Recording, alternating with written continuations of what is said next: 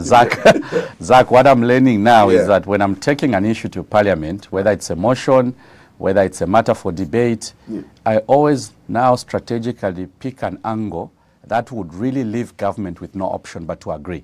Right. There have been motions which I've taken to Parliament in my 3-4 years at Parliament, which have been rejected.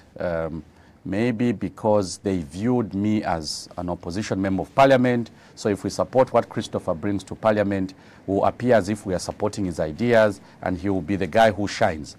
But then at the end of the day, it is not about me. It is about of what benefit is this proposal to our people. For instance, I'd asked government to put modalities in place for a 24-hour economy, meaning you go to a shop, 22 hours, you must find it open. So we discussed issues of security, what needs to be done.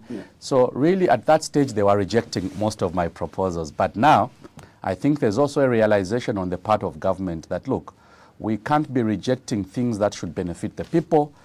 People will judge us on the basis of having rejected bad things, good things, yet these are things that could benefit our people. So incentives for startups, government agreed that they have to introduce. There have to be incentives, whether it's tax modalities, whether it's policies, whether it's to put all the fees that people have to put together, the fire certificate, health permit, business levy. If those things have to be consolidated, those are things I have to follow up. So Zach, a few good things in Parliament, but the polarization is still there. We still have colleagues from the ruling party who, no matter how good a proposal is, they'll still want to reject it. And this is what bothers you. It does bother me. Because then you're pushing an agenda now that let's coexist and look at things regardless who is championing a particular ideas for development. And how is that going? Well, first of all, the concept is something that every Zambian should agree to, and I'm sure even those that are tuned in agree with me that we can do the politics the way we want to. Politics have been done for many years. And this problem is not just in Zambia. Go to the UK, you have the Conservatives, you have the Labour Party, you have the Liberals. Go to America, you have the Republicans. There's always this heated debate when issues have to be agreed upon. What is good for America, what is good for the UK. Even in South Africa, we have people that focus on politics. The history is the same in Zambia, where politicians focus on politics. And I'm sure those that are tuned in may be wondering, what is Christopher trying to say? What I'm trying to say is that regardless of your political party, you can be red, green, whichever color, yellow, red, and whatnot. Right. But when it comes to what is good for the health system of our country, everyone should be discussing how do we ensure that when medicines are procured, if 10 kg of medicines have been bought, we expect the 10 kg to be distributed in the health facilities. We expect that after a certain interval, people would have consumed the medicine to be better. What we should be discussing are systems. So regardless of which political party is in power, those of us in the opposition should be able to say, we think this could be done better. We think that you need to introduce systems in place that will guarantee that health care is guaranteed. So those are things that should define our politics. The issue. If the issue is how much maize should FRA buy, and I hope I'll be given time to discuss today, why should FRA, for instance, buy 500,000 metric tons of maize when we have produced over 3.5 million tons of maize? Where does the remaining 3 million tons of maize go? Are we going to have people exporting maize? Who's going to give them the export permits? Because, Zach, you can't export maize without a permit. Who issues a permit? It's government. So when I come here on radio, I should not focus on discussing individuals. My focus here on radio, the 1 hour that 5FM has given me, the privilege Zambians have given me to listen, because imagine I'm talking to myself and no one is listening. This would not be of any value. So I come here on radio, I want to discuss what should be done to ensure that the remaining 3 million tons of maize is also procured, because why should farmers spend all their time, get support through FISIP, and not be able to sell their maize? That will be a problem. So ideas for development, the concept I'm trying to share is that whether you are PF, you are Socialist Party, you are Movement for Democratic Change, you are representing MMD or any other political party, let us define our politics by the things that affect our people. Yes, once in a while, people can try and bring in the aspect of personalities, but Christopher Kang'ombe will not misuse this opportunity. I only have 1 hour. I must be able to say, what do we do in our mining sector? And I hope that as we go into the program, we need to discuss what should be avoided in future to have the Mufumbwe incident not happening again. Very unfortunate circumstances. We can't lose lives, Zach. Those are things that should define our politics. Absolutely. And it is on top of my agenda. And we better get into it. Exactly. Gold rush in Mufumbwe. Lives have been lost. People have been injured. And there's a lot of talk. It's a burning issue right now. There's a lot of talk that government could have handled this better without necessarily losing lives. First of all, I'm on record, Zach. I'm on record as Member of Parliament for Kamfisa, asking the Minister of Mines, how many licenses have you given out to people that want to participate in mining? You know, sometimes when we go in Parliament and we're asking key questions, because if you don't have a license, Zach, then it makes it difficult for you to be able to do the actual mining under very safe circumstances. The reason why I've been speaking about licensing for our young people, it's because of this incident which we should have avoided. We don't have gold only in Mufumbwe. My argument in Parliament has been, by now we should know where gold is. By now we should know where lithium is. By now, Zach, we should know where all our minerals are. 2 years ago, government announced that they had commissioned some study, some research, some technical assignment given to a foreign company to be able to do what is called geological mapping. Geological mapping, to know where the minerals are. The whole idea is for us to know, for instance, what happened in Mufumbwe, Zach, could have been avoided. By now, we should have known that Mufumbwe is rich in minerals. There are other mining companies operating in Mufumbwe, apart from that area. So how do we let the locals discover the minerals without actually having a system in place that registers them? We put them in groups, then we give them a license, and then we come up with what may be called a gold aggregator, a government entity that will then be able to say, whatever you produce, you sell it to us at this price. And then that gold is then given to Bank of Zambia to be able to have the reserves, because, Zach, we should be having gold reserves. The local people that are participating in that Mufumbwe gold rush could not have rushed for that gold if government were ahead of time. How could government have been ahead of time? Do the mapping, identify local people that have to participate, register them, put them in groups, allow them to dig out that material and sell it to a gold aggregator who then sells it to Bank of Zambia. That is the simple thing that we should have done. Government, in the couple of years we are coming from, Zach, you remember, created a company called the Zambia Gold Company. Zambia Gold Company is not a foreign entity. It's a Zambian-owned company owned by the Ministry of Finance on behalf of the people of Zambia. How, when government changed, we didn't see the Zambia Gold Company establishing itself in the sector. And I know now there's been talk of, can we reactivate it? And I'm told that now there's reactivation of the Zambia Gold Company to be able to buy and sell to Bank of Zambia. My point, Zach, is that there was no need to lose lives in Mufumbwe. We should have done the mapping, and this is a challenge to other areas where we have. Remember, we had Sujlight in Luapula. The same thing happened. The locals had to descend on a piece of land where they found minerals. That is the job of government, finding the minerals, talking to the local people, telling them, here are the minerals, we'll allow you to provide the labor, we'll buy from you, and then we'll sell to Bank of Zambia. Simple thing that we should have done. In terms of the loss of lives, because maybe that's the question you asked me, could we have avoided people losing lives? I saw a headline in the Daily Mail that only 3 died, as if 3 is not a precious number. Lives should not have been lost. When government decided that they were going to move into Mufumbwe to ensure that there's safe mining, that people do it correctly, there should have been some form of engagement. You sit down, the group of people you are saying in Mufumbwe, Zach, must have some leaders. There must be people coordinating those activities. There must be a local leadership there. If people are traveling from Lusaka all the way to Mufumbwe, from Kitwe all the way to Mufumbwe, they are Zambians, they are at liberty to participate. But there must be a way in which we should have done the process of telling them, can you first leave this facility so that we give you licenses, we identify who we are dealing with, we agree on a system. This is a failure by government to be proactive. And I hope that there are lessons, because we've lost lives. Zach, imagine losing even one life. I think that it's unacceptable. And I hope that government will take responsibility. Responsibility is not just providing coffins. Responsibility means, can we put systems in place to ensure our people have value? If I'm challenged with money, Zach, and I hear that there's a place where minerals can be mined, I would have also gone to Mufumbwe.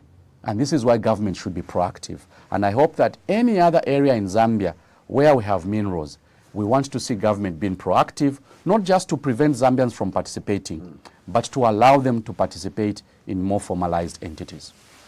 Interesting. Now, let's come back to Parliament, because that's where a lot of issues are happening. And of course, we are delving more on the contraction of debt by government, because government now needs to supplement the budget. And the minister has brought this matter to Parliament. And there's been discussions. There's been a lot of talk around the fact that there is increments, I mean, in as far as taxation is concerned on certain commodities. But also what is key is that there's been an increase on investment as well, in as far as withholding tax on bonds and government securities. Now, let's first of all understand what this is about in terms of debt contraction for budget supplementation. Well, so for the benefit of our listeners and those that are tuned in on various social media platforms, so Parliament performs three duties. When you elect MPs, they go to Parliament, they have to do three things. Number one, they have to pass a budget, because if there's no budget, Zach, there's no money to spend the following financial year. Number two, we have to make laws. Number three, we have to provide oversight. So oversight is Christopher Kang'ombe going on the floor in Parliament and telling government, this you're not doing correctly, can you do A, B, C, D? That is oversight. Right. Now, what has happened is that our colleagues in government, when they took over power, actually before they even took over power, there was this ideal picture they presented, that when they form government, they will not contract debt. Okay? And I want to be as factual as possible, because I'm trying to help people understand what we need to do and what we don't need to do. Right. Our colleagues then in the opposition emphasized that government had overborrowed. They were borrowing from China, they were borrowing from the Eurobond, the previous government was borrowing from different places. So they promised that when they form government, there would be no need to borrow. That was a tagline, that was a statement associated with our colleagues in the opposition. Now, they formed government in 2021. I'm a parliamentarian, and I know that for the last 3 years, actually 4 years now, every year the Minister of Finance comes to Parliament with what they call annual borrowing plan. Now, an annual borrowing plan is just like at home. You before you spend money, you tell yourself, we won't manage to afford a TV, we won't manage to afford new clothes for our children, so let's do a plan on how we're going to raise that money. Our income is not enough, so what do? Let's identify who can lend us money. Neighbor one, balaba neighbor tibatukongwesha kwendalama, balaba nenswa bakubulaya tibatukongwesha kwendalama. So you come up with an annual borrowing plan. Zach, for the last 4 years, the government has been presenting in Parliament what is called an annual borrowing plan, meaning how government will raise money domestically. Domestically is what you are called government securities, ukukongola within the country. Right. Then there's external borrowing. External borrowing is actually what should concern the people, because these are dollars that have to be borrowed. Local borrowing is Kwacha. You tell Bank of Zambia to issue a bond. If you have 100,000 Kwacha, Zach, You lend that money to Bank of Zambia, then Bank of Zambia gives it to government to provide services. That is domestic borrowing. So for the last 4 years, this government has been borrowing. And you see, you asked me a very interesting question. What does it mean in simple terms? In simple terms, government has backtracked, first of all, on the promises they made that they will raise money domestically, that there will be enough money coming from the mining sector, there will be productivity in the economy, and because of those particular issues, there will be no need for government to borrow. That is the picture that was presented. Now, where we are now, Zach, is that we now have a lot of debt being contracted by government. So what is a supplementary budget? A supplementary budget simply means you've already planned on how you will raise money and spend it. Yeah. Then along the way, Mwasai Bukishati, we've overemployed civil servants, because these are the issues. The payroll for government has increased. Okay, Zach, we need to put things in context. The payroll for government has increased. If you want to employ more people, it means that you have to earn more money to support the workers. Okay, right. So in order to support those aspects, the wage bill for government, in order to support government expenditure on specific issues, because an annual borrowing plan has income and it has expenditure. So what we've basically been doing in Parliament as opposition members of Parliament is to remind government that, one, you did promise that you will not be able to borrow, but because you are borrowing, why can't you look at other sources of raising money internally? And that is where taxation from the mining sector comes in. Zach, there is no country across the world that doesn't get enough taxes from the money spinner. What is Zambia's money spinner? Where do we get the bulk of our money, Zach? It's the mining sector. That is where we should have taxation. And I'll need a lot of time to come and explain how government has given incentives in the mining sector in the last 3 years. Now, government has argued, no, we have to give them incentives so that they invest. No, government. What makes people invest in the mining sector is the attractiveness of the price of copper. If the price of copper is doing fine, Zach, even if taxation is high, the mining companies know that they will still recover their money. So what I see in the mining sector is that, yes, there's investment taking place, but government has been blackmailed by the investors in the sector.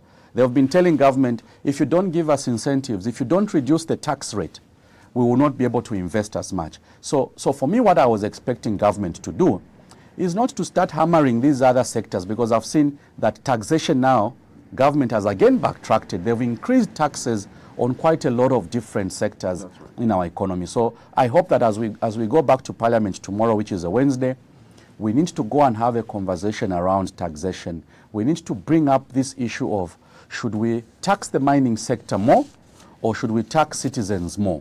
Should we raise the taxation on mobile money, or should we increase taxation on these various products that we are getting from the mining sector? So simply put, Zach, number one, government promised they will not borrow. They've continued borrowing. The figures are alarming, because now it's every 6 months there's a supplementary budget, and you can't have a supplementary budget if you're not going to have more income. Now, in this case, Zambia hasn't got any more income because we are not taxing the mining sector adequately. We are now taxing citizens more, and this is why people have been arguing that government has backtracked. What could be done? I think we need to review our tax regime. First of all, from the mining sector point of view, yes, we need investment because the sector has to breathe, but we can't reduce the tax rate in the mining sector while transferring the taxation to the citizens. For me, that will be my summary on that matter. Interesting conversation, but obviously, again, government did this in as far as giving incentives to mines, with a view that it is the only way you will attract investment. But your thought is different. Yours is that what attracts investment in mining is the price of the minerals. Yes, that's true. But look, the argument can also be the fact that there may not be stability in the price of the minerals, and so what happens when prices drop? These These are problems I think that we've experienced in the past, where mining companies, would present and recorded losses, allegedly losses, because the copper price had gone down. Then they would complain about how the tax regime was not stable and so on. Again, the argument also by economists that look, when Minister Msokotwane was minister in the Upia government, 2008, he did what he has done now. Give away money to the mines. I know it's tax, but give away money. He did this before, and it worked, I believe, and I'm told that it actually worked, because obviously copper production had gone up, but we went down again under the PF, because the tax regime under the PF was not attractive enough to investors, and that's where I think we saw a lot of arguments around companies not making profits, and under declaration, obviously, of profits and so on. Now, my understanding now is that there is also another sector that says we as government, as Zambian people, we should now begin to start owning some of these mines. And I think it was also strong on Mopani that whilst Zambians are owning 100%, we could have used Mopani as a pilot project where the Zambians can really own a mine and be successful. Do you think that we missed that opportunity? Do you agree? Well, Zach, you've raised two issues. Yeah. One is whether the current tax regime will bring in more investment. Yeah. But you've also raised the issue of, can Zambians run their own mines so that everything goes back to our country? I'll start with the first one, and I'll try and be very quick due to limited time. Yeah. So, when Honorable Ngandu Peter Magande was Minister of Mines, Of Finance. Minister of Finance, under Levi Mwanawasa, there was a decision that was taken to, first of all, Cabinet, and then taken to Parliament, to introduce what was called a windfall tax. Now, what is a windfall tax? A windfall tax is basically you as government saying, if the price of copper goes up beyond the normal rate, okay? If the price of copper goes up, if there is this huge demand for copper in the global market, the tax rate will be this much, okay? If the price of copper reduces, there will be no income to government. That system was already put in place, meaning the system was self-adjusting. The price of copper is low, you earn lower income as government. Simple. If the tax rate is supernormal, if the price is higher than the expected price of copper, you actually earn more. That is what is called a windfall tax. A windfall tax is extra income based on price of copper. So what is happening in the market now, in the minerals market, is that there's huge demand for copper. Electrical vehicles are coming on board. You go to China, they are making electric vehicles. You go to Europe, they are making electric vehicles. For you to connect two places, provide electricity from point A to point B, even if you have solar outside, you still need a copper cable to run into the building. The demand for copper is increasing. The projections have been done. The same economist who was telling you what they explained should have also gone a step further to be able to say, what is the projected demand for copper? What is the projected price of copper in the next 10 years? Projections are there, Zach. Yeah. The price of copper will never go down. The demand is there. This is the right time for us to actually be speaking of reintroducing a windfall tax. A windfall tax in the context that if the price, for whatever reason, was to go down, we should be able to say, well, the tax rate will be 6%. If the price of copper goes up, let's do 8%. If the price exceeds $10,000, starts approaching $15,000, Zach, Zambia must stand to benefit, and that is where the issue of a windfall tax comes in. So to answer your first question, 2008, Zambia raised $400 million from the extra income. I'm not talking about normal taxation. Normal taxation had its own income. Right. But from windfall tax, Zach, 2008, just before the global recession, we were able to raise $400 million, which we've lost over the last couple of years because it's not there. So I don't agree that putting in place a tax regime that taxes more will take away investment. What we need to do is to design it in such a way that at a certain price, it will be triggered. Meaning that we should be able to earn more as government. That is the principle, I think, to answer your first question. Right. Your second question, can we run mines? I've had the privilege, Zach, of working in a mining company. Yeah. So a mining company has got the mining department, it has got the engineering department, it has got the accounting department, it has got the safety department. So go to any mine. It's Zambians that run mines. The only thing that makes us appear like we can't run a mine is the issue of money.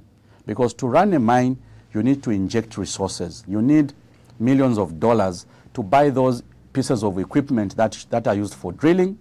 After you drill, you need to do the blasting. After you do the blasting, Zach, you then need to get the copper out, take it to a concentrator. From the concentrator, it goes to a smelter. 4 stages: drilling, blasting, transportation, concentrator, smelting. You have your copper.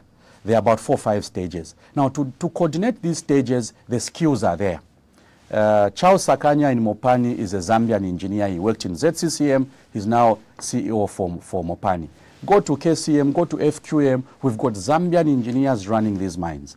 The only issue we must be discussing is what model can we use to raise the money?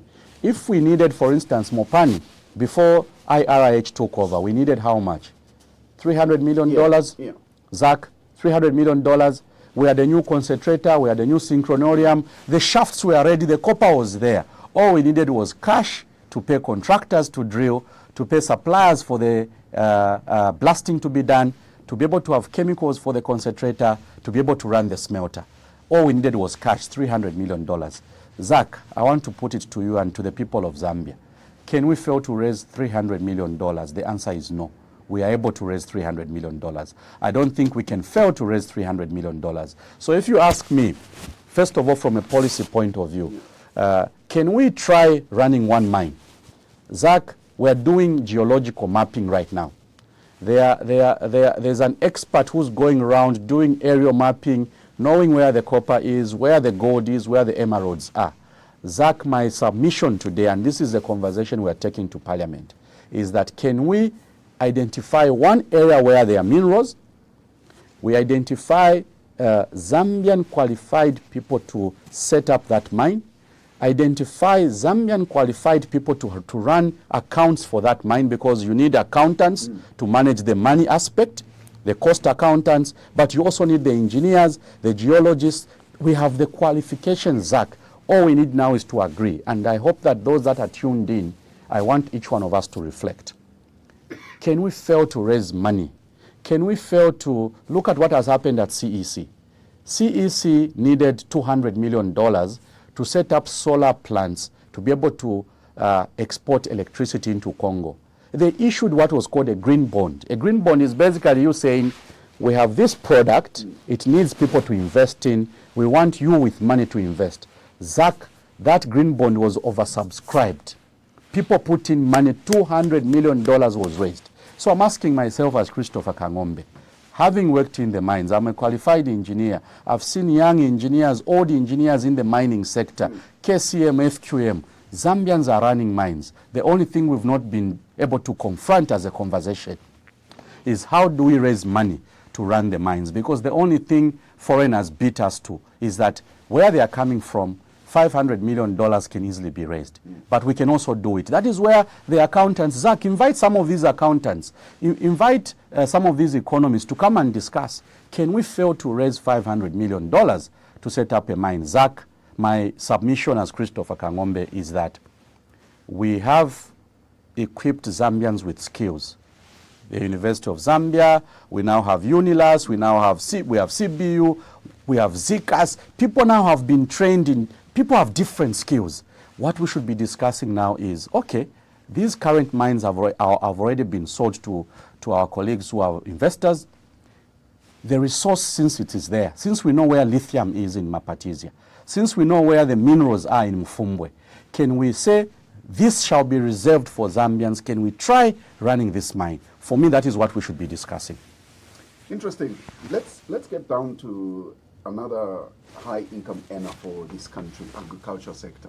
We are aware that we have recorded a bumper harvest, if I may say. Yeah. But this is July. Yeah. And we're getting into August. August, it simply means that people need to start procuring for themselves agricultural inputs for the next farming season. Exactly. And now we haven't had much. First of all, the floor price by FRA came late. Yeah. And worse off now the purchase of the maize. What could be the problem? Maybe this is why maybe that's why they want a supplementary budget. Maybe that's why government is looking for money. They don't have money to buy the maize, you think? Zach, that could be the only reason. Okay, my immediate reaction. Yeah. If I'll start with FISIP. Okay, so in Parliament, we told government, because government in 2022, 1 year after assuming office, they wanted to abandon FISIP. The IMF and all these cooperating partners, those that are offering financial advisory, told government to abolish FISIP because it was taking over $500 million, okay, just to buy farm inputs for our people to be able to do farming. So we told government in Parliament that, look, from a policy point of view, you can't take away a program that produces 80% of your maize. So Zach, in 2021, at a time the change of government was taking place, Zambia produced 3.6 million tons of maize. The same amount that has been produced this year, 4 years later. 2021, 3.6 million tons of maize was produced. 2021, Zach. And I hope the people that are listening to this program are paying attention to the figures. 2021 amataba twakwanisha okukwata muno mukyalo yali 3.6 million tons in 2021. 80% of that maize was from FISIP, meaning you provide inputs to small-scale farmers, you allow them to grow their maize, and then after harvest, you start buying back that maize. And then you realize we've produced 3.6 million. Then when you start adding the numbers, you realize 80% of that 3.6 million is actually FISIP. Meaning, from a production point of view, FISIP is a successful program. Yes, our farmers per hectare, they need to do more because they are not producing the yield. Should a farmer, yes, now but pay 80%, but per hectare, I don't think we are getting more. We can do more. We need to increase the yield. And I think there's a motion that I have taken to Parliament, Zach.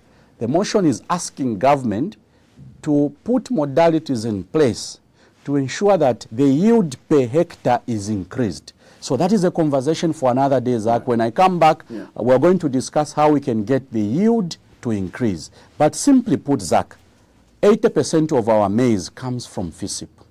So we produced 3.6 million in 2021. The colleagues that are running government today, we warned them in Parliament. We said, look, don't over-export, okay?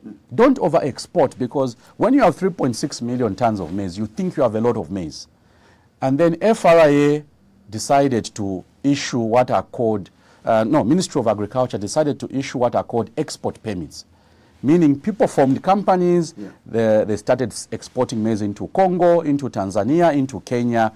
Zach, we had a problem, and I'm sure the listeners remember, we had a shortage of maize. We ran out of maize, we started begging for maize. Because we oversold our maize. The same thing is going to happen this year, and we've told them in Parliament. I'm on record as Christopher Kang'ombe, and I'm going to take this conversation back to Parliament this week. You know, when we're advising, I don't think there's any malice intended. I don't think even where I've sat here for the last 40 minutes, Zach, I'm here to discuss individuals. I'm here to discuss policy decisions. I'm here to discuss things that affect our people. Right. So government has announced that they are only buying 500,000 tons of maize, Zach. Meaning, out of 3.6 million which has been produced this year, government will only buy 500 to 600. Zach, that is a problem, because FRA will now leave 3 million tons of maize with small-scale farmers and others that have produced the maize. Zach, what do? Government only buys 500 and you're remaining with 3 million. And government says, we don't have the money to buy beyond 500,000. We'll allow others to buy. Zach, what that means now is that we are going to see foreigners that have got a higher financial muscle coming into Zambia, buying the extra 3 million tons of maize. The 3 million will cross the border.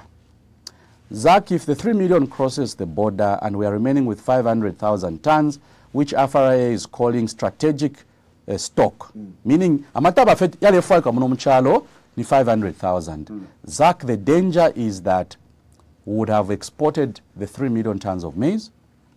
The commodity called maize, which a miller needs to produce maize, of course, millers will buy a bit of the 3 million, but the bulk will go across the border. Now, if the bulk goes across the border, Zach, we're going to have a challenge to do with how much maize is available for food security. Again, the price of milling meal will go up. So I'm linking the supplementary budget with what is happening. I'm suspecting that government has a challenge with enough money to buy the maize, and that is why they are saying, twalashita 500,000, iyo imbi 3 million, chida muntu afuida foyo kwa kushitisha. That creates a problem. And I hope that this is an issue government has to attend to. So, Zach, the delayed procurement of maize has nothing to do with moisture content. That's what they said. Atamataba na yakwatisha menshi, echo tabale shitila amataba kuliba shibulimi bali. Abali mini amataba, those that planted maize, no. Moisture content can't be the reason. The reason why government is not buying maize is that they don't have the money to buy the maize. And I hope that as we look at our expenditure, as government looks at its expenditure, I hope that we could get more than the 500,000 tons of maize. Now, I would want your comment on the fact that there was a report released. I think that was by Mr. John Lungu, the advisor. I think it's a policy advisor to the president. A report that indicated that the UPND government had actually attained 90% of what they promised. Now, give or take, they could be right. They could be right in the sense that the economy currently looks like it's getting into the direction of stability and probably heading better. In the sense that obviously it's not artificial that the Kwacha is gaining against major convertibles. It's not by design that the fuel price is dropping. So there was a statement, and I think this was in Parliament, that whatever it is that government is doing will see prices go up first and then begin to reduce thereafter. And we're seeing also the price of milling meal dropping. I think these are major 3 issues that I thought I should say, well, they could be right. So, Zach, very quickly, I know we are rushing towards 11. Yeah. I'll start with the price of fuel. Yeah. I was expecting an apology from government on the price of fuel. Zach, we warned in Parliament. That is why when you are in government, take the submissions from the opposition, pick out what is key. Opposition MPs will say a lot of things. Yeah. Okay, Christopher Kang'ombe will say a lot of things. Mtoto Kafaya will say a lot of things. Brian Munduvile will say a lot of things. But someone should sit in a certain office, away from the cameras, and they must start picking issues. When Christopher says this, out of what Christopher has said, out of what Christopher Kang'ombe has said, government, there must be an office of government. Even right now, I'm on radio. The immediate reaction should be, let's respond to what Christopher said. No. The immediate step government should do is, from what Christopher has said, can we pick out something of what we need to action? Yeah. For 3 years, we told government in Parliament that you can't have one company, okay? You can't have one company being awarded a contract to clean up the Tazama pipeline. Zach, the Tazama pipeline is 1,700 kilometers, not 100 kilometers, 1,700 kilometers from Tanzania into Zambia. You can't award one company the contract to clean up that pipe and start transporting the commodity called fuel. You are giving monopoly to one company. Zach, you don't have to be an economist. You don't have to be an expert at anything to say, they'll be overcharging fuel. Okay? We told them for 4 years, can you allow other players to use the Tazama pipeline? Actually, the problem began with the contract to clean up the pipe because the pipe was carrying crude oil. Now, when government changed, they said, look, can we clean up this pipe? We told the Minister of Energy, I'm on record as Christopher Kang'ombe, that I asked the question, why can't we give 5 companies 1,700 kilometers, 5, if possible, 10, 100 kilometers, 100 kilometers, so that no company has monopoly. Zach, we allowed one company to have monopoly for 4 years. Prices of fuel were overpriced. We told them, you are overcharging the people of Zambia. We said it in Parliament. But as you know, instead of picking out the issue, there was, who's asking? No. The issue is not whether Christopher is from the opposition or whatever political party. The issue is the price of fuel was let out of control. Imagine for 4 years, people have been overpriced in terms of fuel. What you are seeing, Zach, the 23, 24, whatever price they are selling, it's still a high price.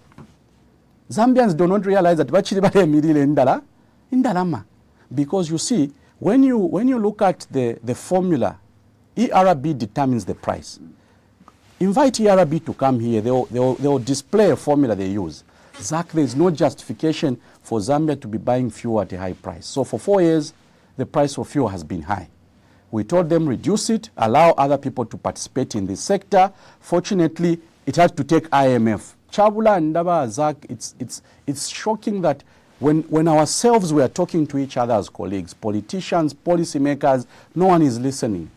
But when our colleagues from IMF decided to raise an alarm, when IMF spoke, why should we listen to IMF? Why not listen to ourselves? Why can't we have a frank conversation to be able to say the price of fuel is too high because only one company is using the pipeline? It had to take IMF. Now suddenly there's open access, meaning ule pipe pa Monday ababomfyako 2 hours, pa Tuesday abapompa kwa mafuta muri 6 hours. Suddenly now there's a conversation around a reduction in the price of fuel, something that we told the people of Zambia that you are being overcharged with fuel. So sometimes we should listen. So I've picked out fuel, Zach, because fuel affects the state of the economy. It affects transport, it affects business, it's a cost on the mining sector where there are a lot of trucks that are running through the sector. So I hope that the price of fuel where we are now, I'm waiting for the price of fuel to reduce further.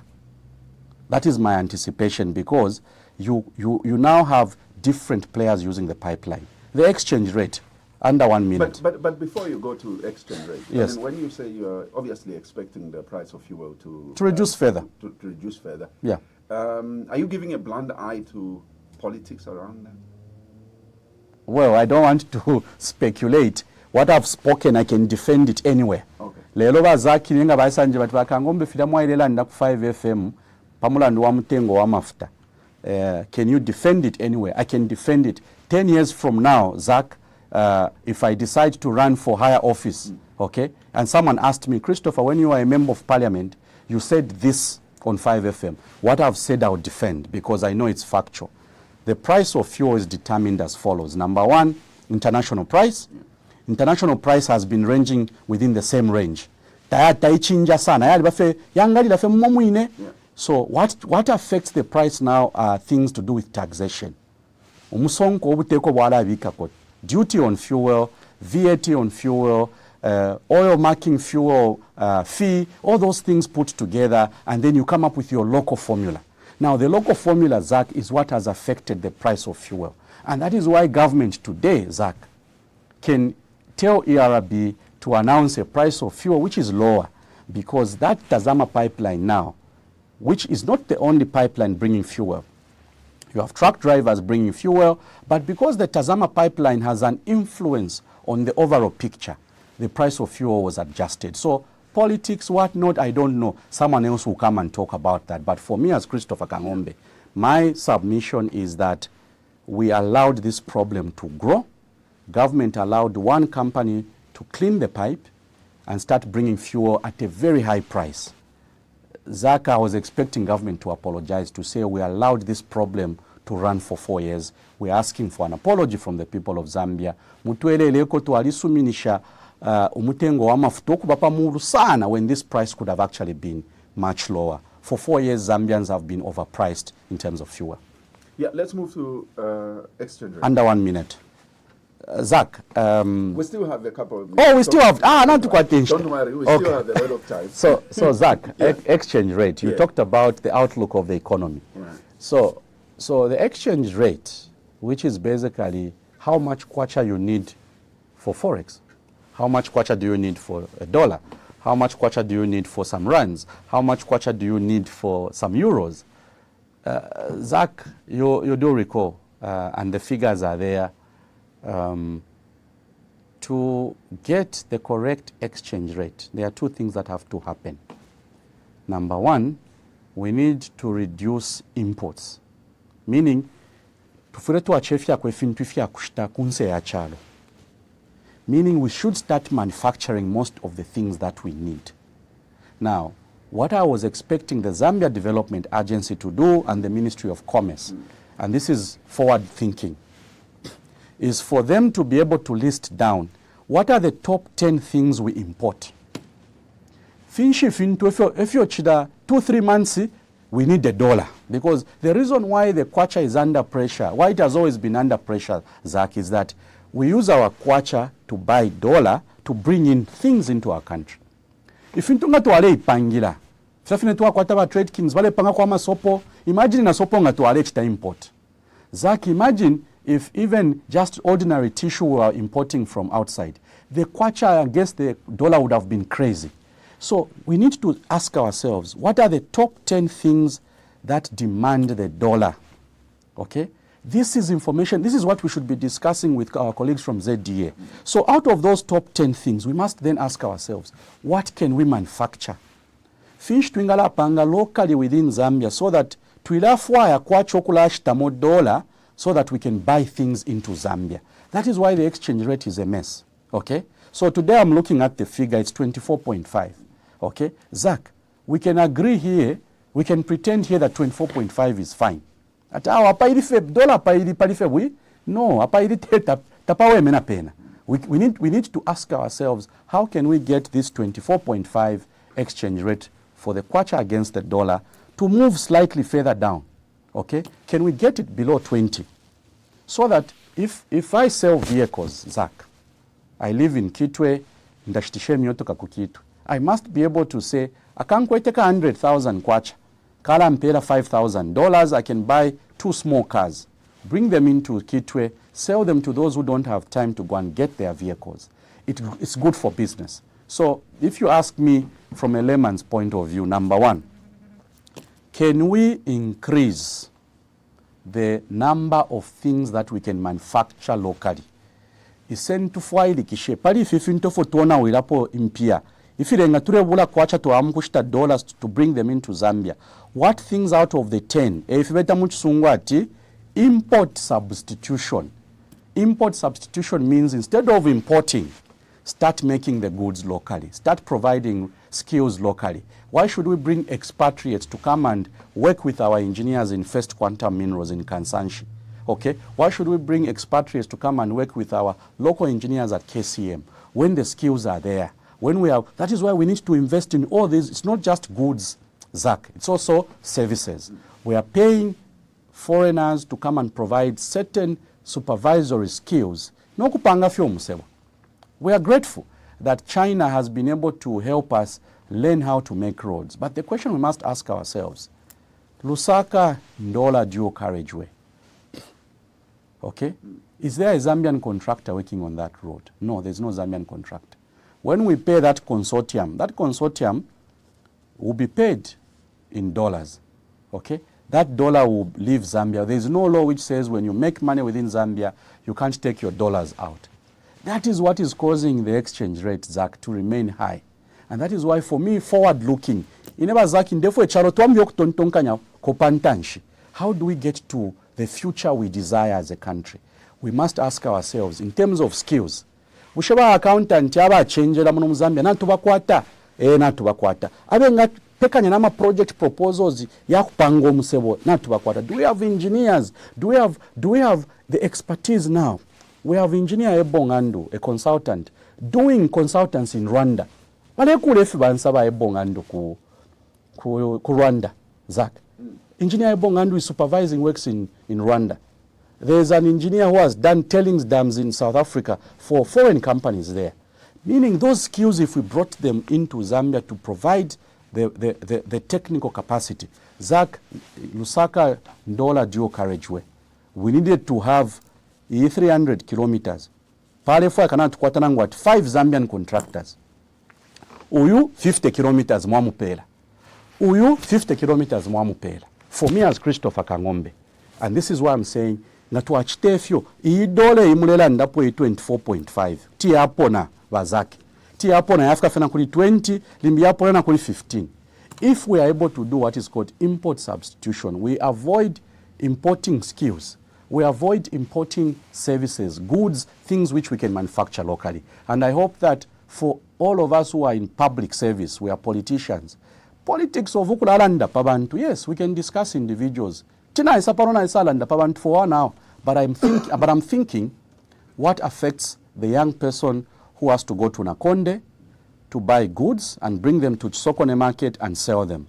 If he's got 50,000 kwacha and the exchange rate is 24, elo exchange rate yapona to 20, Zach, that supplier has benefited because he'll be able to sell goods and services at a much lower price and there'll be more profit. So currently, Zach, you've asked me, has government performed by bringing the exchange rate to 24? No, 24 kwacha, 24.5 against a dollar, Zach, is still high. It's still not good for business. We need to strive. Let's strive for excellence. Tuiralumbe fintu ifitafila afika apa kulumba tuke salumba. Pali 24.5 penaba Zach tatu alumbe because government will become complacent. What we expect government to do is to ensure that we get to the lowest possible exchange rate, which will be good for our people. So would you say the UPND government has achieved 90%? Tabalati. Bachiri okutali. Let's then before we invite our listeners, let's touch on something that I think that it's time we equally discussed it. This is the issue of infrastructure. Yes. There's a lot of talk around, especially opposition leaders that are challenging the UPND government, mm-hmm. that they have not been big on infrastructure. Mm-hmm. And this is obviously, sometimes I find this argument not so good, because then if your comparison is that, look, you have not done much in infrastructure, look at what the PF did when it comes to infrastructure. Yeah, but we can't all be in government for infrastructure purposes. And yeah, we can't be in government all for infrastructure purposes. I mean, so what is your thought? Do you think that this government should have equally driven an infrastructure agenda in terms of development? So before I answer that question, Zach, here is what, if I had the capacity, okay, if I was president of Zambia or if I was a minister or whatever, I had that influence to make a certain decision. Yeah. You know what I would do? It's just that funding can't allow. I would actually put those who get elected into a room. Right. Because elections begin at the lowest level where there's a councillor. Right.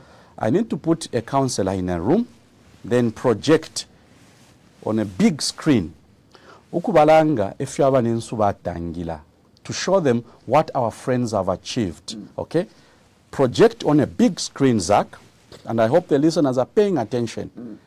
When councillors are elected, we must change a politician, a person who is elected doesn't mean that mano. When you elect Christopher Kang'ombe or President Hichilema or any other party president or any president of a country, it doesn't mean that they are the perfect guys. These are the guys who understand everything. That is why I'm starting with the role of a councillor, because development is at a local level. But our councillor ngatuwa basala, whether bakumfumbwe, whether they are in Solwezi, whether they are in Kasama or Kitwe, put them in a room, Zach, project on a big screen, okay, the city of, say, Cape Town. Twabalanga ti efwa city ifuleire munekef twabula bakansala ba mu Lusaka twabalanga efo other towns are looking, okay, we show them this is how a city in Africa should look, okay, we show them, so that first of all mind yakwa leader, because if the leader's mind is thinking development is a small thing, no, the mind has to be tuned towards a certain vision for a leader. So that when those leaders now are making decisions, when people are deciding, do we need to expand the road to dual carriageway or not? People then will understand the importance of a dual carriageway. People then will understand that if you are coming from Waterfalls Mall, passing from Waterfalls coming into town, it should not take you too long, because from an economic point of view, you are losing money because you are losing time. So Zach, the starting point is that what we see in Zambia in terms of development, tushadila bazak. That infrastructure gap. There's a gap in infrastructure, Zach. The gap in infrastructure is real. The gap in infrastructure, what I'm trying to say is that we need to close that gap. But in terms of outlook of our country, we are still behind, Zach. The reason we are still behind is because we've been thinking that if you spend money on a project, you are wasting money. And that is why, Zach, I want to agree with the views from those that are saying a government, when it is elected, should be ambitious. We must be able to say, how can we ensure that there is productivity in our economy? How can we ensure, I know last week the president was in Chiwombo. Is it Chiwombo where there is an economic zone, okay, where we're making batteries? We don't need one economic zone. We don't need only the Lusaka South Multi-Facility Economic Zone. Zach, my submission is that we are still lagging behind in terms of infrastructure. And I'll give two particular pieces of infrastructure that we need. Health facilities, Zach. We can't have too many small clinics.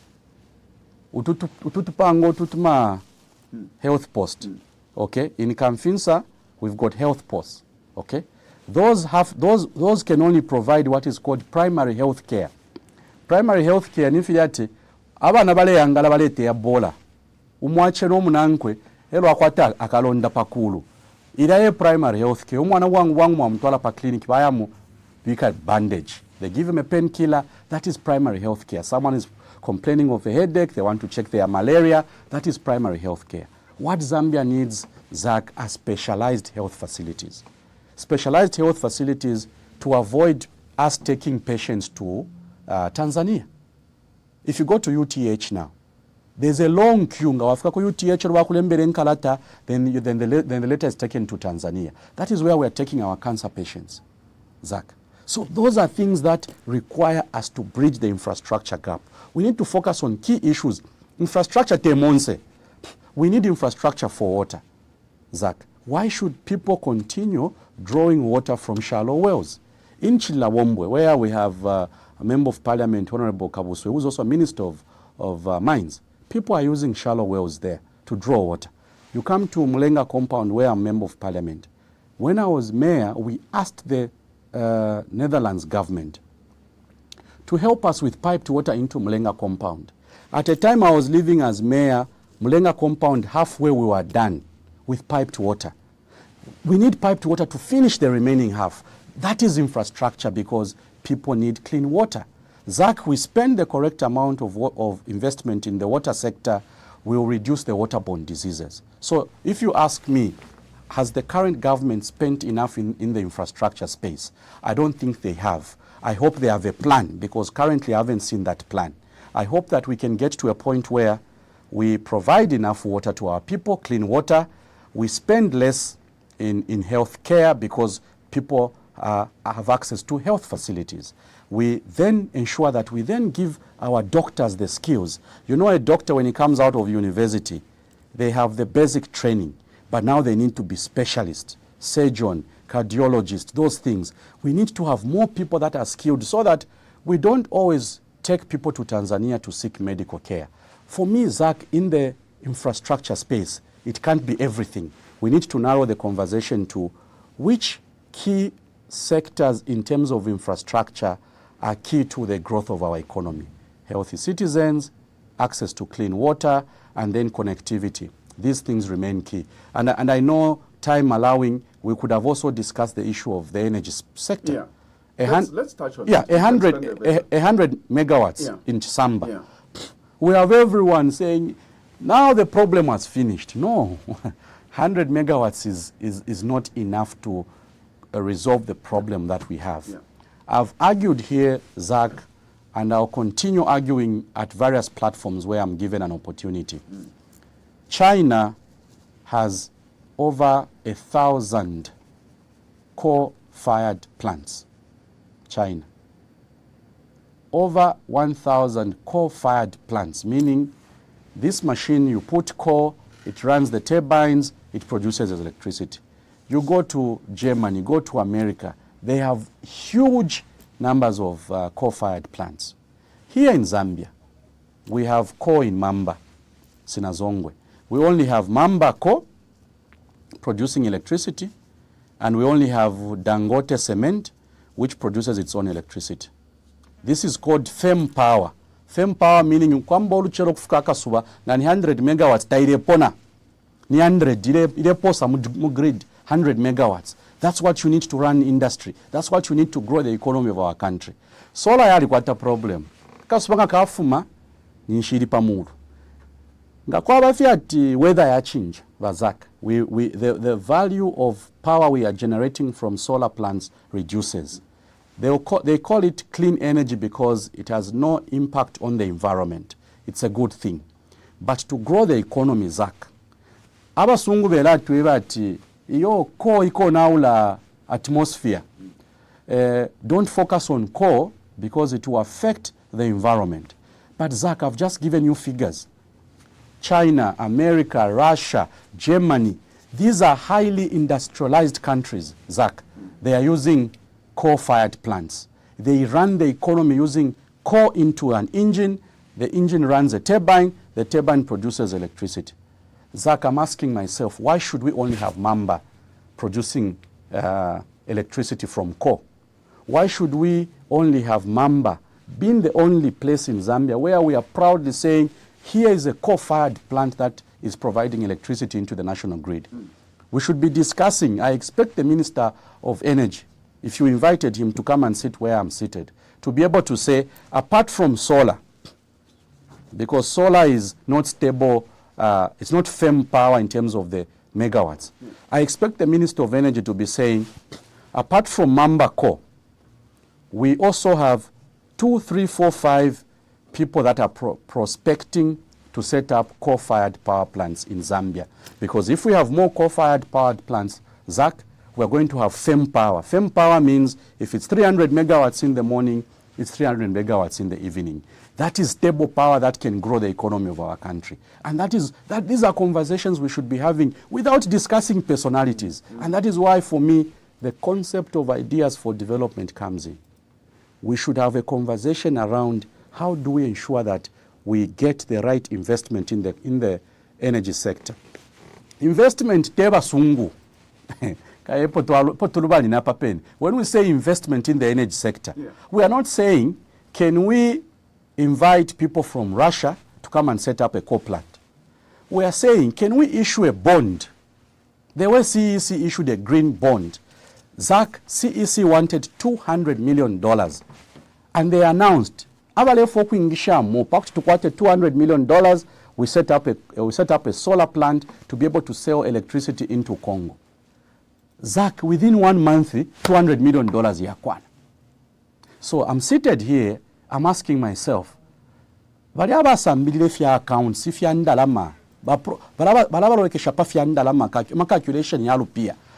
telling us the financial experts in Zambia, they can't help package a project proposal that can help us raise, say, $300 million to set up 3, 4, 5 coal-fired plants. ZAC, we can do it. Locally, imwe zake pampia mfola mwabika po akanono. Aba nandi aba kumedia babika po akanono na ina abika po akanono. Yakwa na $300 million. Can we fail to set up a power plant and sell electricity into the grid? Because the issue is, do we have a buyer for that electricity? That's the issue. The answer, ZAC, is yes. FQM needs 400 megawatts of power. Right now, ZESCO is only able to give them half, which is 200 megawatts. They need 200 megawatts extra. There are other mining companies that are setting up that need electricity, ZAC. So my proposal as Christopher Kang'ombe is that how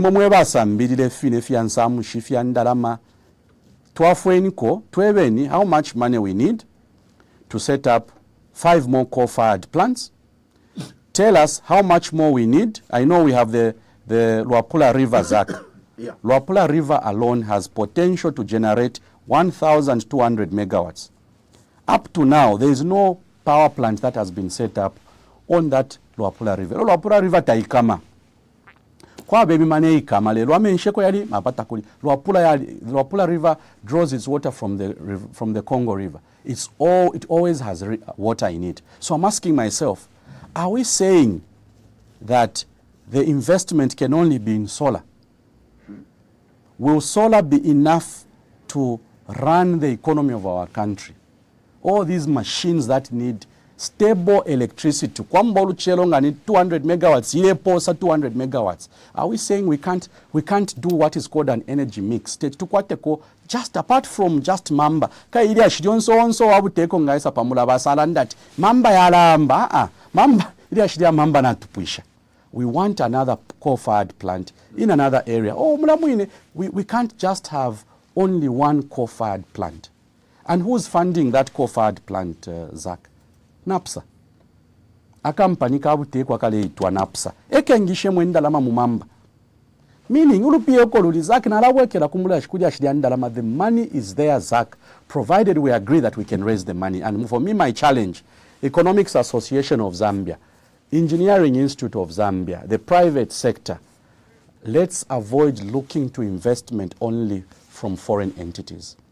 If we package the proposal correctly, we show the numbers correctly, we tell people we set up a coal-fired plant, we'll raise the money that we need. ZAC, we are going to see a lot of Zambians participating in these key sectors.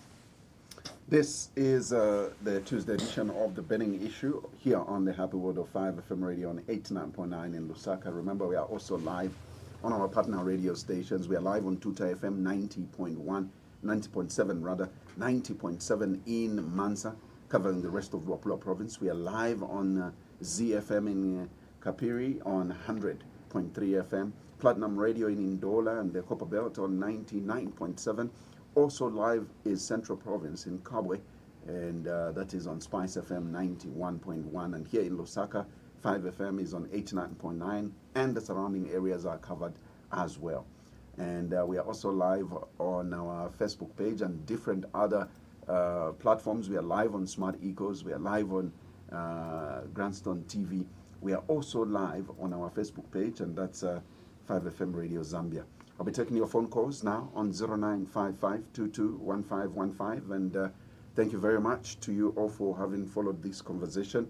So let me start with a text message, and I know that this is one of them that you could have probably handled as we were discussing, but this one says, and this one is coming from our partner radio station, Twitter FM, says, morning, Honorable Kang'ombe.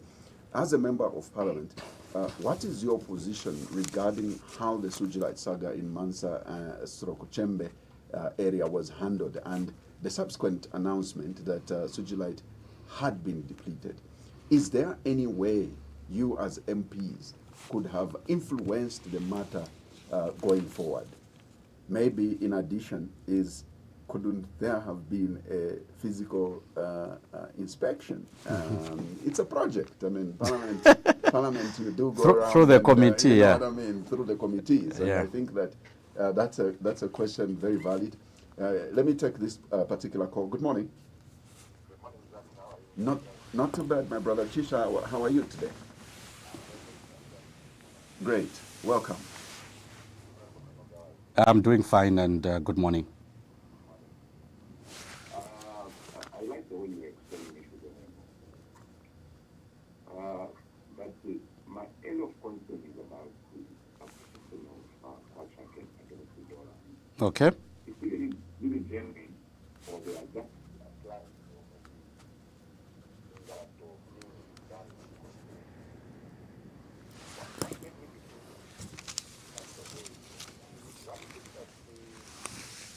the same application of the Kwacha is not put down to the commodities on the market. By the time Kwacha was at 28 Kwacha against the dollar, the eggs they were selling at close to 3 quarters, especially in Kwacha. The application of the Kwacha today is 24 plus. The egg is 3 quarters 50. In some areas it's 4. Why is it that the things are not coming down regardless of the Kwacha doing very well against the dollar? What have we done? Are we doing any export for Kwacha to appreciate from 28 or maybe from 29 to 24 Kwacha? Well, what I know is that these things, especially the appreciation of the Kwacha, we are accompanied with what we are doing. We are not doing any exports at the moment. I tend to be going to the line. So, in short, what I'm saying is, if these things we are saying, how come past citizens are not benefiting out of it? Actually, the opposite is a reality. Things are keep on going up when Kwacha is appreciating. To some extent, I agree with you, and the government, they're not supposed to be comfortable to say we have managed to bring Kwacha from 29 against down to 24. They should remember what happened before they even formed government. Kwacha against dollars, by that time, 17 Kwacha. For me, even the president, he made a promise to say, we are going to bring Kwacha against dollar to 5 Kwacha. So if they are going to celebrate, let them bring it down than it was at that time. So that we can even feel like that. For sure they are working. And like I said before, let us feel the application of the Kwacha as what on the ground. Let it not just be on paper. Because for now, for me, it seems that it sounds like some theory was we are not benefiting anything out of it. Thank you so much. Thank you, Brother Chisha. We really appreciate your contribution. Let me take one more, and then you can respond. The number is 0955-221515. That's the number you are calling us on if you'd like to be a part of our conversation this morning. Let's take this one. Good morning. Good morning.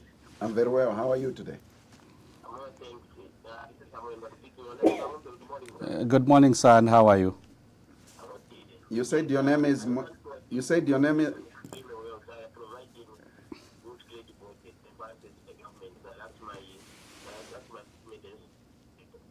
Okay, we didn't take your name. Though. I've gotten his name is Mwenda. Okay, Mwenda. Mwemba Emmanuel. Mwemba Emmanuel, yeah. Okay. Yeah. Thank you. Thank you very much. Is that all you had? Great. We appreciate that you came through. Thank you, Mr. Mwemba. All right. So a quick response. Yeah. Sewage light. So I don't want to go into the technical aspects of the issue. The technical aspects of the issue include whether sewage light is found as sewage light, or first you have to mine manganese, and it's basically a byproduct of you processing manganese. That's when you get sewage light. So I'll not go into those technical terms. Yeah. For as long as you have manganese, there's supposed to be sewage light, my simple understanding. Okay. Because you don't just find sewage light. Sewage light, it's supposed to exist with some other key minerals. So the key mineral is manganese. So everywhere where there's manganese, there's huge potential for, there's a high possibility of finding a certain amount of sewage light. I won't go into the technical details. Right. The question was, could Parliament have done more to ensure that we have facts around this issue? That's right. Okay, so there are two things. Number one, Parliament operates through committee system. So there's a committee on economic affairs that is supposed to shortlist this subject of special minerals, okay? Where you simply say you don't just focus on sujilite in Luapula.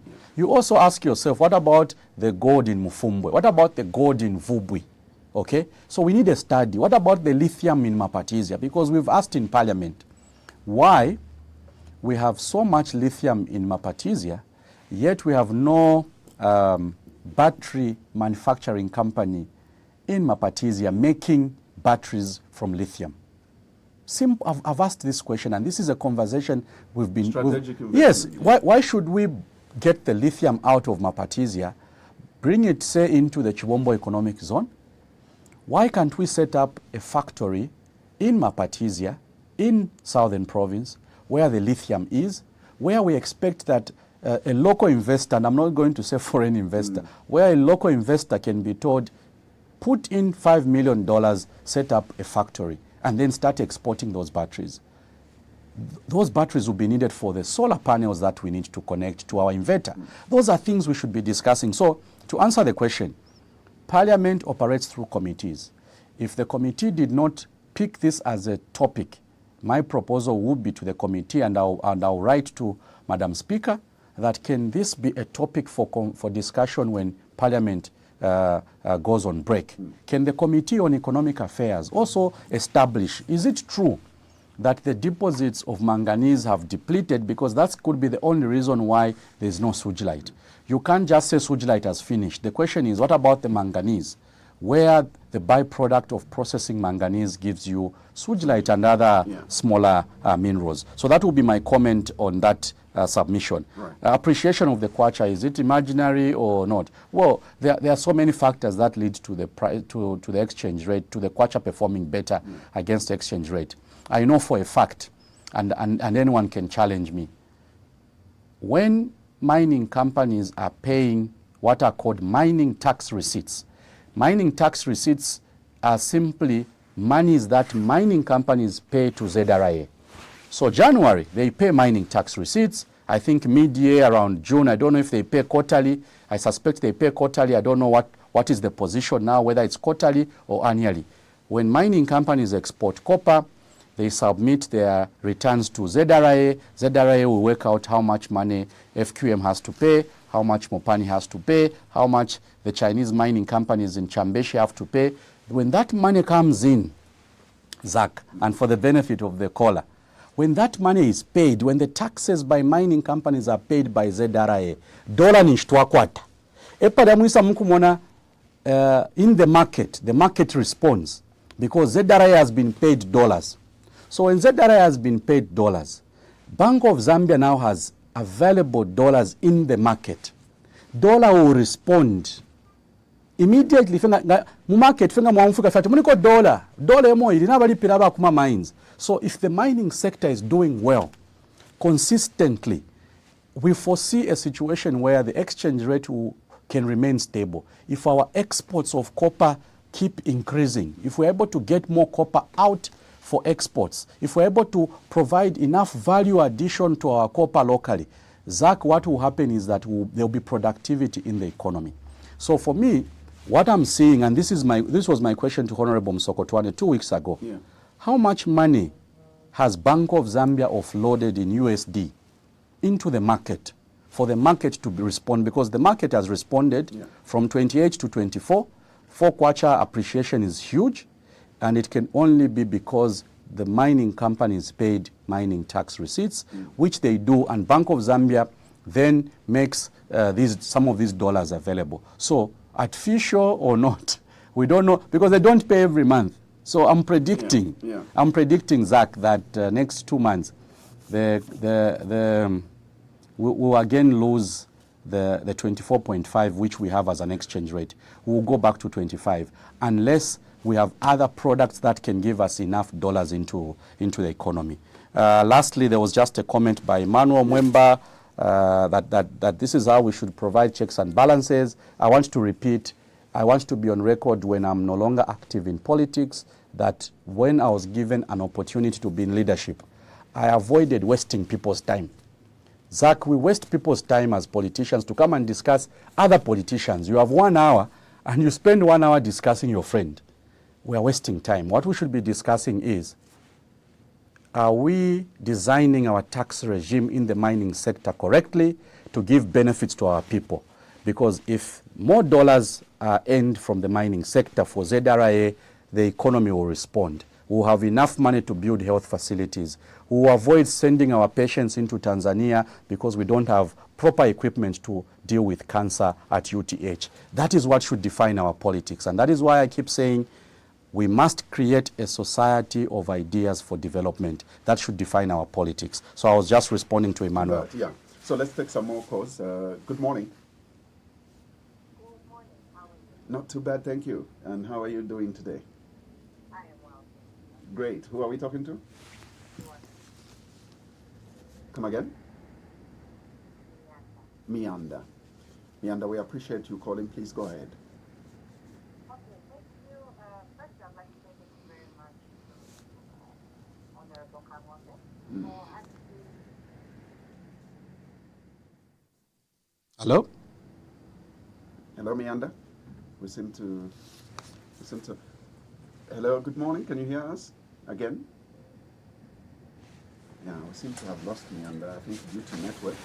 Mianda, please call us back. We would love to hear from you. It's actually rare that we'd get female voices on this program. We need to get her back online. Yes, we need to. So we sure hope that you will call us back. Please call us back on 0955-22-1515. That's the number you will be getting us on. Please call us back on 0955-22-1515. Now, as we wait for the callers to come again, let's let's expand a bit on energy. Anyway, let me pick this call because now we have a caller. Good morning. Hello. Good morning. Morning. Thank you for calling. Who are we talking to?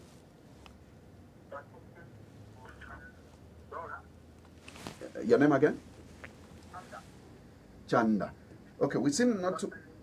Yeah, we seem not to be. I think your line is cracking. Please just maintain some position so that we can constantly hear you. Yes, please go ahead, sir. Yeah, but much better. We can hear you now. Yes, Chanda. Good morning, Vachanda. Twatotela.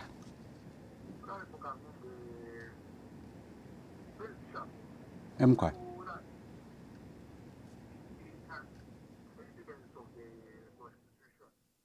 Mm-hmm.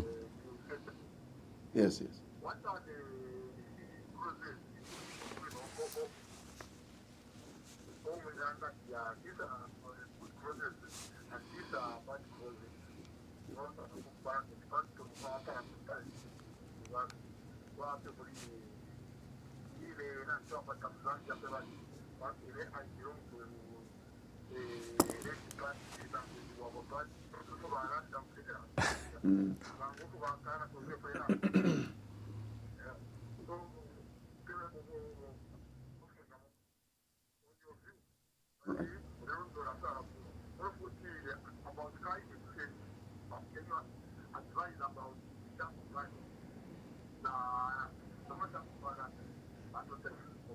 Okay, cheers, I'm quite.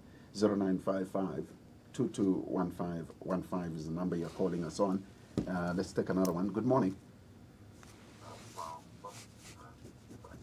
Taukabwino tasenza bwino tikamba na mandani.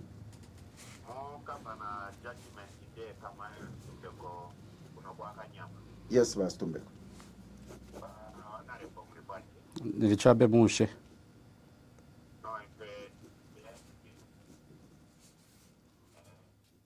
Okay, your line is getting bad as well. Hello, we are getting you now. Yeah, please.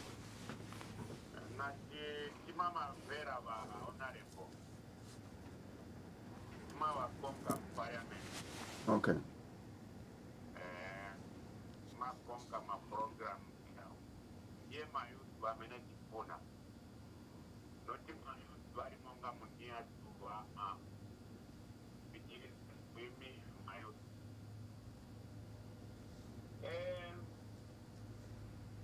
ndifuna mpitirize ku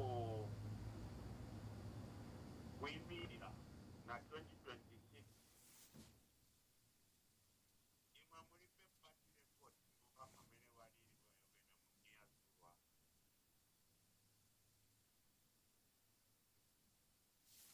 Hello? Well, we seem to have lost him on the way, but we got the information at least. But let's see if we can accommodate some more on 0955-221515. The network doesn't seem to be our best ally today, but let's try. Let's try. If you can come through, we'll appreciate. Let's pick this one. Good morning. Good morning. Sorry, my line dropped before I Is that me, Anda?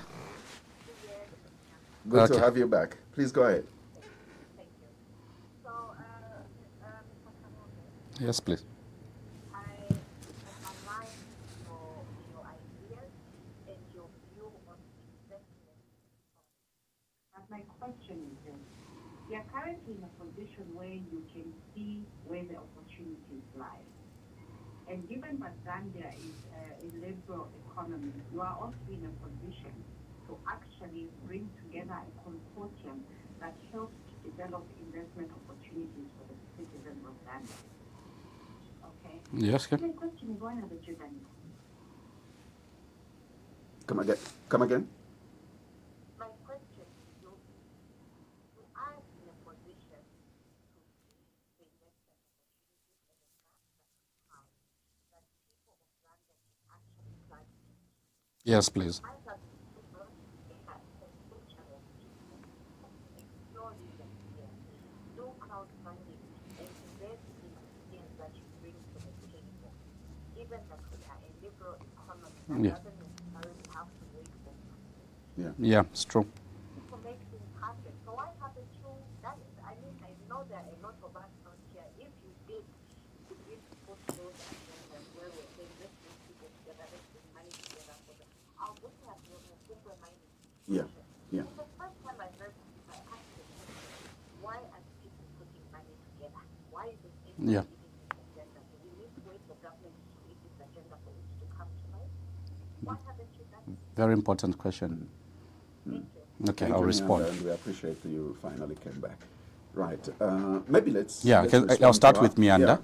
So Mianda's question is, I've articulated the opportunity which is available. Energy sector, there's huge opportunity. Mining sector, the resource is there. The challenge is, how do we get the monies together? So I've seen this opportunity. Why haven't I pushed or used this position which I have?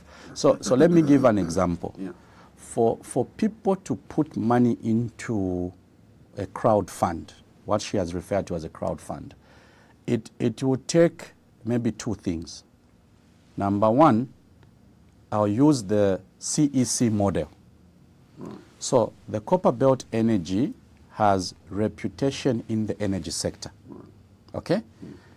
You ask anyone, CEC, they will know CEC buys electricity from ZESCO and sells it to the mines.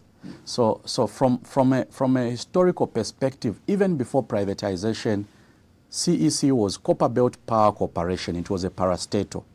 It has always been associated with buying power from ZESCO and selling it to the mines. So when CEC announced that they have engaged investment bank, they have invested a financial advisor, they have engaged a broker, it was easy for people to be able to say, here is a player who's already associated with the sector. And it was so easy for people to say, how much do we need to raise? $200 million. It was so easy for big boys to quickly put in money because they knew that, one, the product had value, but also they were dealing with an institution that is established in the sector. So for me as a policy maker, as someone who is working in the policy space, I can only do what I'm doing now, speak about it, but also ask Parliament to raise public awareness around this. Ask government that, look, you don't have to wait for government. What Mianda is telling me is that, Christopher, you don't have to wait for government to initiate this. Yeah. since you know the opportunity lies there, since there's God, there's God. Yes, yes, but I mean, who's going to give me money? We'll need to organize it. We'll need to have people that are, people want to be associated with participants in a sector. So what we may need to do is, so what I'm thinking is, to respond to Mianda, maybe what we need to do is, those of us who are like-minded, me, Mianda, and others, should be able to say, guys, can we meet, incorporate a company, package our proposal, ask Lusaka Stock Exchange if people can buy into this, because I was asking for the green bond for CEC. I wanted to buy share. I wanted to invest in that green bond. I was told it's already closed. Yeah. People have already oversubscribed. Yeah. So the opportunities are there. I want to agree with Mianda. So what we need to do, Mianda, is reflect which model do we use, what special purpose vehicle do we use. It will definitely not be a Christopher Kang'ombe model. It has to be a model of you, me, others who are like-minded, who are going to say, can we incorporate a company? Hopefully have it listed on the stock exchange, give it some credibility, identify 2-3 sectors where the opportunities lie: energy, mining, and maybe agriculture.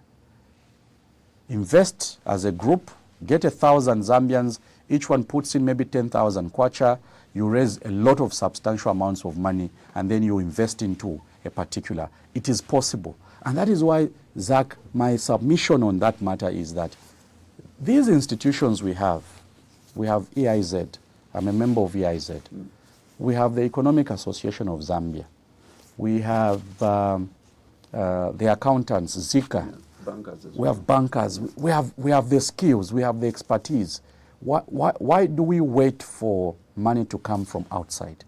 By now we should have packaged something. By now we should have been saying, can we get the insurance players on board? Can we get these players on board so that we bring in money through crowdfunding and we invest into one sector? Me, and I'm agreeing with you. Leave that as a challenge to me. As I leave this radio station, I'll go and think about it. How can we actualize these opportunities that are available? Chanda, constitution amendments. I will not go into details. He was asking what's your thought on this. Yeah, he was asking my thoughts. I think, but I mean, at this stage, yeah, the Constitutional Court has guided the country. Right. Okay? So what I say or what Chanda says or what Zach says, it becomes academic. It's for students now to go and research about, because now there's a decided case. The Constitutional Court has said, can government go back to the drawing board?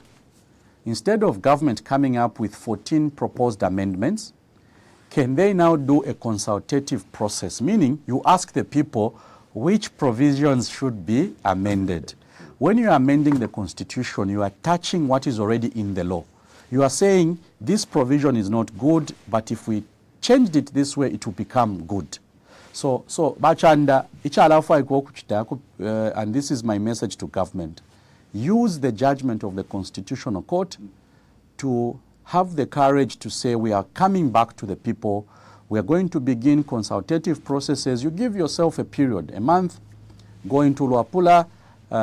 Don't call people who agree with you, because you see, when Honorable Kasune went around the country, it was civil servants seated in a meeting. Okay, so whose civil servant is going to tell the minister, what you have brought is not a good proposal? I don't think that would happen. What should happen is you invite the media. For you as the media owners, for you as media, ordinary independent media organizations, is there a provision in the Constitution which you think needs to be cleaned up? And then you marry it, because you see, government is a stakeholder. Government will also put their things. So we'll have one document. Things coming from the public, things coming from government, you put them together, and then you subject it to discussions. It is possible, Chanda, that Iliashiria Constitution could be done better. The history, and that is why I'll need more time, the history of constitutional making in Zambia says that even when government has issues they want changed in the Constitution, they still have to take it to the people. People will add what they need. I remember when the 50% plus one was added in 2016, President Lungu asked Cabinet, can we approve this? Cabinet took it to Parliament. Parliament then said, These provisions are appearing in the Mvunga, they are appearing in the Mwanakatwe Commission, they are appearing in the Mungomba Commission, and they are also appearing in the NCC submissions. So these are people's submissions. From the people's submissions, what do we pick? You pick out the issues. So what the Constitutional Court has guided is that you lose nothing as government to initiate a consultative process where people tell you what things need to be amended. Vas Tumbeko from Kanyama, I have lost his thought because his line cut. Uncomfortably, he kept making the reference or comparison. Oh, yeah, again, I'll restrain myself to discuss my colleagues who are members of, who are in leadership. For me, my message will remain consistent. Right. We can achieve more for our country as politicians if we focus more on the issues affecting our people. We can argue, no, my policies are better. We can argue, no, your Chitenge is not as nice as ours. Those will be light moments. But the key issue is if I'm on radio the way I'm seated. That's why I don't like coming on radio with 3 other people. Because you see, my perspective may be different. True. Others will come and start arguing with me. Here, for me, I want to discuss the issue. Energy sector, we can't have one coal-fired plant in Zambia called Mamba. By now, Zambia has been gifted with enough coal. We can sell coal into any other part of our country and produce the electricity that we need. Let's take some more calls. We can take a last batch of it. Good morning. Yeah, good morning. Good morning. How are you? Not too bad. Thank you for calling. Your name and where are you calling us from? This is the bandit taxman from Katete. Ah, Katete. How is Katete today? Katete is still very cold and cool. Oh, yes. It's expected. I know. Ndifyowa mutende muli bwanji.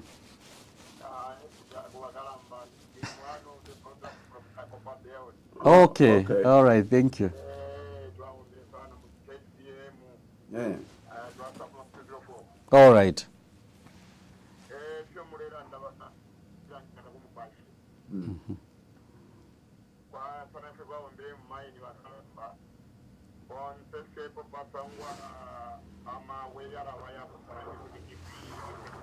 Yeah.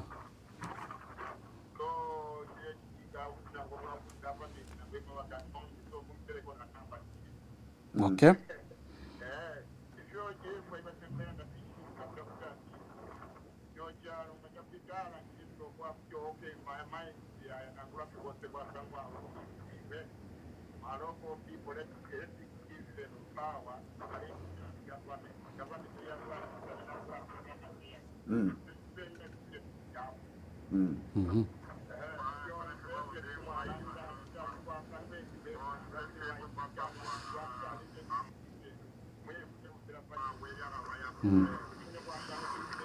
Yeah.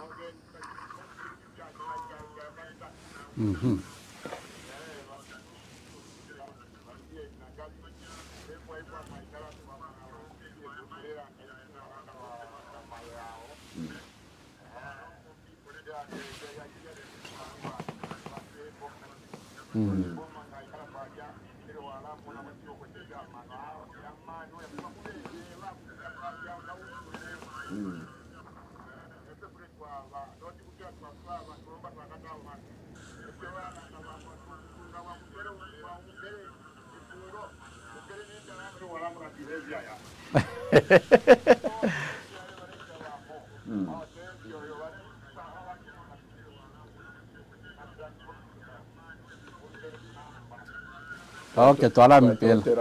Explanation na futi. I didn't get your name again. Naba kwata pa kulemba namba tubapeli apa peli. Okay. Namkwata pa kulemba namba ba Jackson. 0966 Okay, twala mpela. 61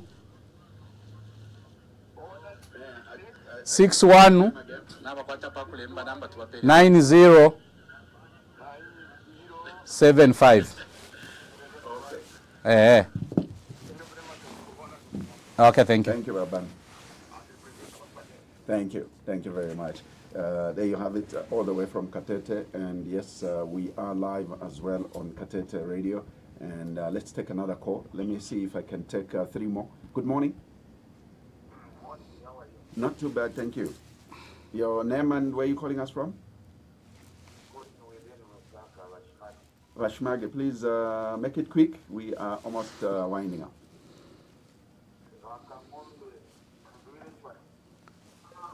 Hello. Good morning, sir. How are you?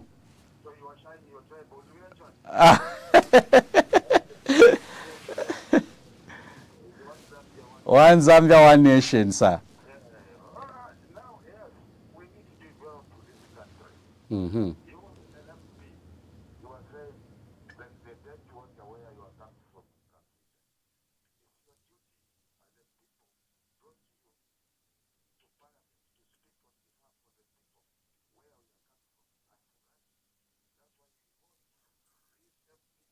Members in parliament speak on behalf of them.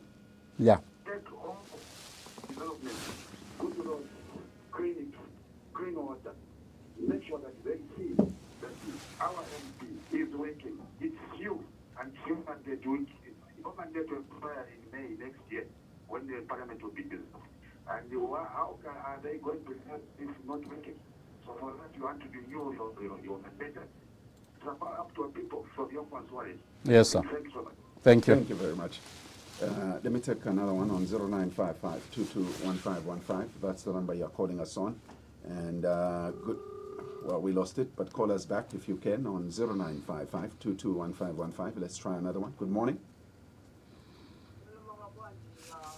Tauka. Mwauka bwino yemwe. Tauka. Mtumira kuti. Zina? Sepiso. Okay. Sepiso. 1 minute, please. Good morning, sir.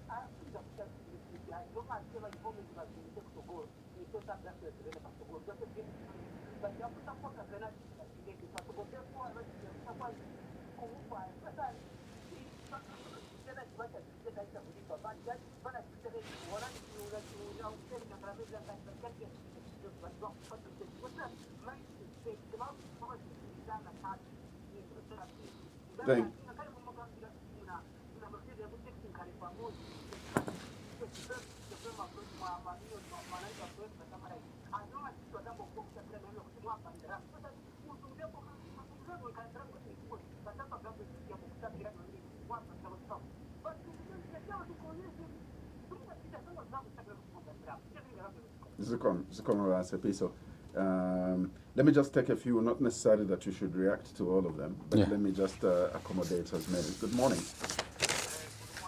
How are you today? Great. Your name and where are you calling us from?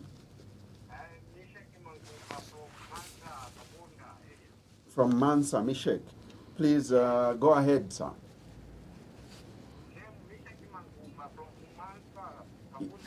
Okay. Please go ahead and say something. Yes.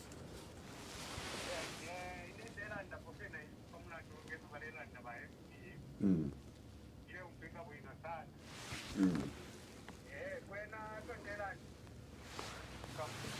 Mm. Okay.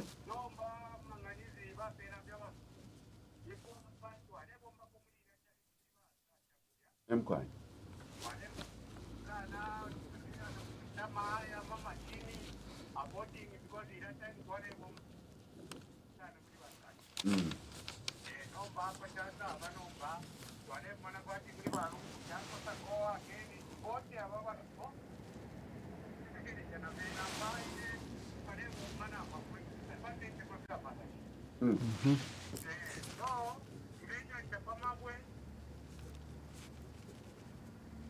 Hello?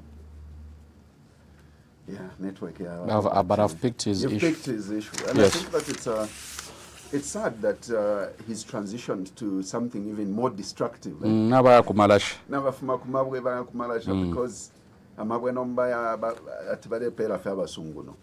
Let me take another one. Good morning. Kamoka Bueno. Balungu, Mutumira Buti. Kuka banana, pitirizane Balungu. Okay.